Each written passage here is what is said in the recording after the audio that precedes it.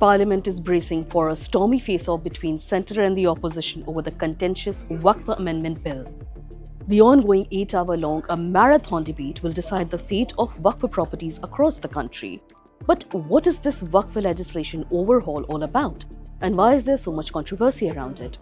The contentious bill, after a massive ruckus in Parliament during its previous introduction in 2024, was sent to a joint parliamentary committee for deliberation. It was passed by the JPC in January with 14 changes to the proposed 44 amendments, all proposed by the ruling alliance. The opposition accused the government of steamrolling the approvals, as the JPC had 16 MPs from BJP or allied parties and only 10 from the opposition.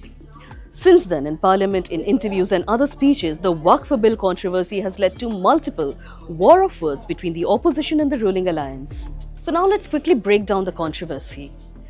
What does the term Waqf mean?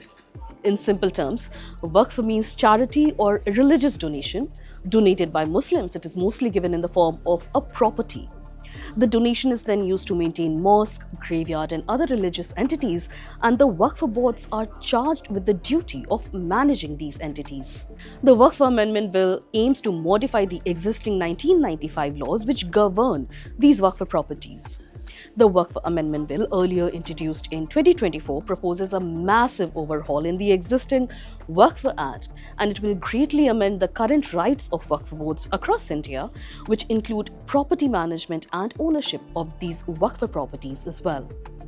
Here are the top 5 most contentious amendments. First, the proposed amendment mandates appointment of non-Muslim members in Waqf councils and state boards. Currently, all members are Muslim. And who decides whether a property is a Waqf property? Till now, the power was with the Waqf board. Now, the bill empowers the state government officials to designate a property as Waqf. Further, under the new rules, the Waqf Council cannot claim any land or register it. That job should also pass on to the government official appointed by the state government. If the bill passes, then the current all-male board will include women members as well. The bill proposes to add a district judge and a state government official holding the rank of a joint secretary to the Waqf tribunal. Moreover, the decision of the tribunal can now also be challenged in a high court if the bill is passed. The last one is probably the most contentious of these all. A disputed property, and I repeat, a disputed property, will be treated as government property and not Waqf property until the government decides on the nature of that property. So these are the top 5 contentious amendments, but what is the opposition rallying for? Why is the opposition so against these proposals? The Congress and other opposition parties have outright rejected at times and opposed this proposed legislation.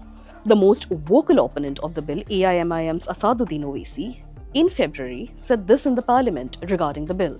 और ये unconstitutional bill है, ये हमारे religious freedom को छीनता है, ये मुसलमानों के वक्फ बोर्ड में नॉन मुस्लिम्स को मेंबर बनाकर उनके उसके एडमिनिस्ट्रेशन में, उसके चलाने में एक रुकावट पैदा करता है। तो ये वायलेशन है आर्टिकल 14 का, आर्टिकल 26 का और आर्टिकल 25 का। तो इसीलिए प्रोटेस्ट हो रहा है। जब किसी और धर्म के बोर्ड में उसी धर्म का आदमी मेंबर बन सकता है, तो इस मुस्लिम वक्फ बोर्ड में एक दूसरे धर्म का आदमी कैसा बनेगा? जब वहां पर लिमिटेशन एक्ट अप्लाई नहीं होता, तो यहाँ पर लिमिटेशन एक्ट क्यों अप्लाई कर रहे हैं? ताकि जो लोग एंक्रोचर्स हैं उनको मालिक बनाना चाह रहे हैं। Apart from opposing the bill, the opposition has also alleged that JPC set up to examine the bill did not even consider the opposition MP's suggestions. The 2024 bill, seeking 44 amendments in the first draft, was passed on to the JPC.